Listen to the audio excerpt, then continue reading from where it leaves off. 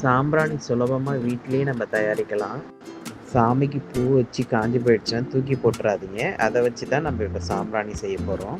நான் என்னெல்லாம் யூஸ் பண்ணியிருக்கேன்னா, வீட்டில் என்ன சாமிக்கு பூ வைக்கிறோமோ எல்லா பூவையும் வந்து காய வச்சு எடுத்துக்கோங்க. அது கூட வெட்டி வேறு, கொஞ்சமாக தேங்காய் நார், கற்பூரம், பே லீஃப் 2 எடுத்துக்கோங்க, ஜவ்வாது, பச்சை கற்பூரம் எல்லாத்தையும் வந்து பூவெல்லாம் நல்லா ட்ரையாக காய வச்சு எல்லாத்தையும் மிக்சியில் போட்டு பொடி பண்ணிக்கோங்க. சலிச்சிட்டு நம்ம பன்னீர் விட்டு பிசைஞ்சு காய வச்சு எடுத்துக்கலாம்.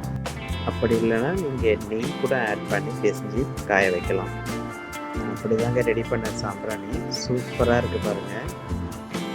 கடையில் வாங்குகிற சாம்பிராணியோட கெமிக்கல் இல்லாமல் நம்ம வீட்டிலே வந்துட்டு சிம்பிளாக ஈஸியாக சுலபமாக ரெடி பண்ணிடலாம்.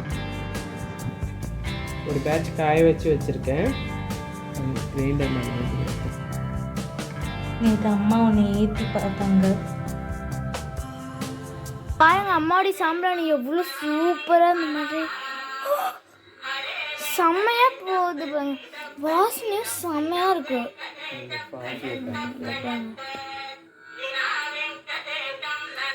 எவ்வளோ தரம் ஃபாக் இருக்கு பாருங்க. ஃப்ரேக்ரன்சஸ் பறக்குது.